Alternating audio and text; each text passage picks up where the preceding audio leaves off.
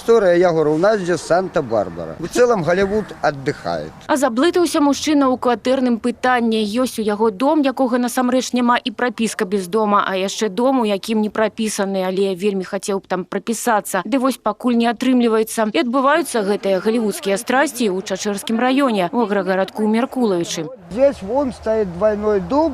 Это мое место регистрации. Вот так я живу бомжом.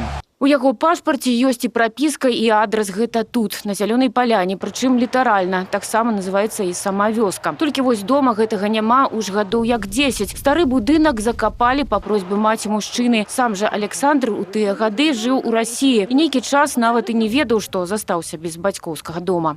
Я ездил, работал, мать жила и с братом с инвалидом. Им вот здесь дали жилье в деревне Меркуловичи, а у деревни Зеленая Поляна, пока я в заработках был, без моего согласия. Мать с братом давали согласие, я не давал согласия.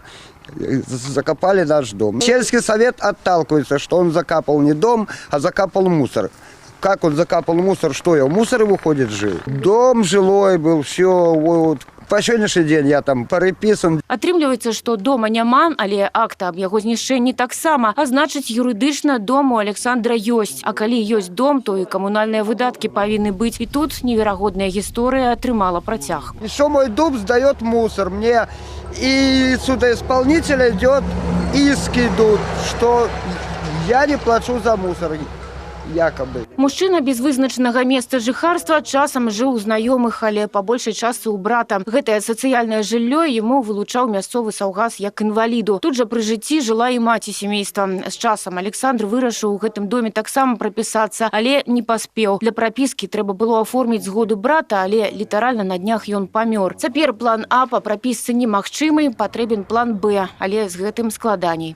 Это не передается в наследство. Я пошел в сельский совет, говорю, дайте мне это жилье. И они мне идут в отказ, все, и не ставят на очередь, у вас есть в поляне жилье. Оно закопано жилье. И вот сейчас я вот хочу забрать хату, жить спокойно, работать в совхозе. Вот веранду делали там с дерева сами.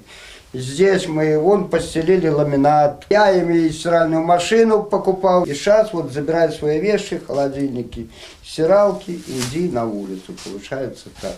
Или вязи под дуб, отстал и живи. Нетыповае кватэрнае пытанне імкнуцца вырашыць у мясцовым сельсавеце, але мужчына нікому не верыць, думае, у абяцаннях мясцовых уладаў ёсць подвох. Вам надо моя хата, меня сейчас выселили с вещами на улицу, отдать кому-то, а мне опять, я там ремонты делаю, все делаю, мне дать всю такую самую развалю.